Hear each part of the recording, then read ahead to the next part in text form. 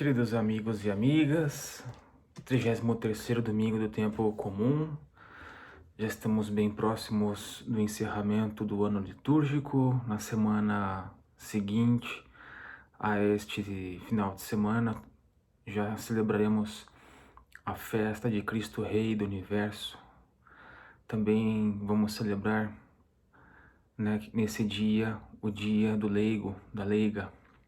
A liturgia de hoje nos oferece 3 belíssimos textos, nos direcionando já rumo a este fim. Vai nos direcionando, vai nos indicando, vai nos preparando para esse fim do tempo comum. Vocês ouviram, né? Já ouviram o texto do livro de Provérbios, né? O finalzinho do livro de Provérbios, né? Que vai então mostrar as qualidades de uma mulher. A mulher sábia, diz o texto, muito mais do que joias, muito mais do que tesouros, é aquela que alimenta em si o temor a Deus, diz o texto do livro dos Provérbios, né? É aquela que teme ao Senhor. Essa mulher, diz o texto, merece o louvor, merece os elogios, ela não dá desgosto ao seu marido, ela é a mulher que trabalha, é o esteio da família, é a mulher que tem amor, zelo por aquilo que ela faz no seu dia a dia. É a mulher que teme a Deus, porque o marido confia, sabe os passos que são dados por essa mulher. Aqui, a figura da mulher é a figura do povo de Deus. Em toda a Sagrada Escritura, a mulher é aquela que é desposada, que é envolvida, que faz uma aliança com Deus. E no caso aqui, é o povo de Deus que faz com o Senhor, ou melhor, o Senhor faz com o povo de Deus uma aliança, quer desposar o seu povo, quer retomar o seu povo para si. Então, a imagem que a leitura nos oferece no livro de Provérbios, e isso em toda a Sagrada Escritura, mostra então que a mulher, simbolizando no povo de Deus, é um povo que teme ao Senhor. O que é o temor a Deus? Em primeiro lugar, nós não podemos confundir temor a Deus com medo de Deus, como nós vamos ouvir daqui a pouquinho no Evangelho dos Talentos, né? Aqui, temor de Deus é alguém que tem reverência a Deus, que tem respeito ao Senhor, que sabe que todo bem procede de Deus, que tem Deus como fonte de todo bem, de toda bondade, que tem a Deus como origem de todo bem. Esse é o temor a Deus. Temor a Deus significa ser reverente, reconhecer Deus como o Senhor da minha existência, né? Sabe que é Deus a origem de tudo aquilo que eu tenho, de tudo aquilo que eu sou, tudo aquilo que me faz ser eu mesmo, tem como origem o próprio Deus. Então, nesse sentido, a imagem trazida aqui no livro de Provérbios dessa mulher é a imagem do povo de Deus, de alguém que é reverente, que respeita e sabe que Deus é sempre a origem, fonte de todo bem. O temor a Deus, então, trata da primeira leitura, né? Não é isso? Não é bem? Tá claro? E, nesse sentido, passamos já para o texto do Evangelho que nós ouvimos, né? O texto do Evangelho que vai falar, então, da parábola dos talentos, traz duas atitudes interessantíssimas, ou melhor, dois aspectos que eu queria desenvolver com vocês, interessantíssimos neste Evangelho de Mateus. Em primeiro lugar, diz logo no início do texto que o Senhor confiou o seu tesouro, o Senhor confiou os teus talentos a 3 servos.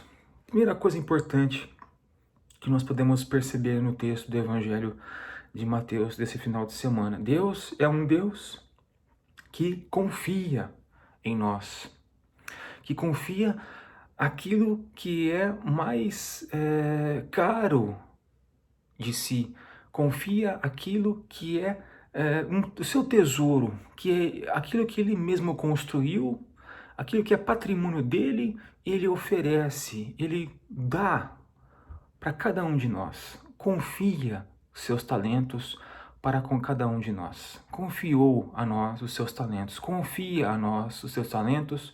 Confia a nós os seus tesouros. Mas o que é o talento? O que significa Deus confiar o seu talento? Significa que Deus confia a nós a sua palavra. Deus confia a nós a sua palavra. É a palavra de Deus que ele doa, que ele entrega, que ele confia à humanidade. Ele entrega em nossas mãos a sua palavra. E as atitudes daqueles que vão receber no texto indicam então como que eu vou trabalhar com a palavra que eu recebo na minha existência e na minha vida. Os dois primeiros servos trabalharam um talento, trabalharam a palavra, ou melhor, deixaram que a palavra trabalhasse nos seus corações e ela produziu então muitos frutos. O terceiro servo da parábola vai então ter medo de Deus. Aí está então o segundo aspecto que eu queria desenvolver com vocês, né, desta parábola dos talentos, né? A atitude, em primeiro lugar, Deus que confia. Em segundo lugar, a atitude de medo do terceiro servo, que vai então sufocar a palavra de Deus. Não vai deixar que a palavra de Deus possa produzir dentro de si frutos que são oriundos dessa mesma palavra. Ou seja, por que que ele não vai produzir frutos conforme é o desejo da palavra de Deus como semente? A palavra de Deus sempre frutifica quando nós deixamos que ela se torne fruto, quando ela encontra espaço em nossas existências. Faz com que a palavra de Deus lucre, trabalhe, frutifique em nossas existências. O lucro significa quando ela produz em nós aquilo que é desejo do próprio Deus, lucrar, produzir, multiplicar, trabalhar nossas existências, modificar nossas vidas. Isso é o lucrar, isso é o crescer dos talentos de Deus em nossas existências, né? É aquilo que o patrão vai cobrar de cada um de nós, porque ele confia, né, a nós o seu talento, a sua palavra. Ele não vai então, esse servo não vai então frutificar, a palavra de Deus não vai frutificar, porque ele tem medo de Deus, né? Vai dizer então, como resposta diante do chamado que o patrão faz para ele, né? Vai dizer então o seguinte, né? Tive medo, sei que você é severo, colhe onde não planta e ceifas onde não semeia. Tive medo e enterrei o teu talento. Então, para nós é muito curioso e muito próximo de nós essa parábola, porque ainda muitos de nós alimentamos essa imagem temerária de Deus. Quantos de nós ainda não acreditam num Deus que é um Deus que vigia, um Deus que pune, um Deus que castiga, um Deus que condena, um Deus que está sempre à nossa espreita, né? Como é ainda comum, né, nós ouvirmos, olha, não faz isso que Deus castiga. Deus não castiga ninguém. Quem ainda tem essa ideia, essa imagem de Deus, precisa desconstruir essa imagem, precisa fazer de novo a catequese para adquirir uma imagem renovada, nova, de um Deus misericordioso, de um Deus que é amor, de um Deus que é compaixão, de um Deus que jamais tem a intenção de nos punir. Ainda hoje é muito comum a gente ouvir, olha, o padre está te olhando torto, como se nós fôssemos vesgos, Não, o padre não é estrábico, o padre não é vesgo. Quando a gente não tem autoridade sobre os nossos filhos, sobre os nossos netos, nós queremos que Deus se encarregue dessa autoridade. Delegamos nossa autoridade para cima, jogamos para o alto a autoridade, como se Deus fosse punir alguma coisa nas pessoas que estão às nossas voltas. Mas agora imaginem vocês a imagem que Deus a imagem que a criança recebe quando eu falo que Deus castiga. Quando eu falo que Deus pune, não faça isso porque Deus castiga. Deus não castiga ninguém. Então é preciso cuidado, ter carinho para que os pequenos, os novos, ou os jovens, ou os adolescentes não adquiram uma imagem distorcida daquilo que Deus é.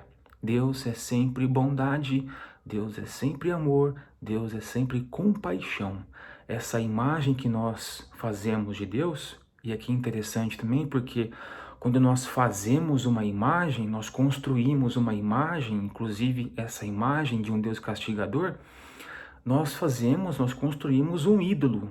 Como nossos irmãos protestantes muitas vezes nos apontam o dedo. Olha, católico adora imagem. Nós também, muitas vezes, quando nós criamos essas imagens de um Deus que pune, de um Deus que castiga, criamos também dentro da cabeça da gente uma imagem, criamos uma imagem de um ídolo que não condiz, que não corresponde com a imagem verdadeira de Deus. É preciso quebrar, ou melhor, desconstruir essa imagem e adquirir uma imagem mais atualizada, mais renovada de um Deus que está sempre pronto a nos acolher em seu amor redentor, né? E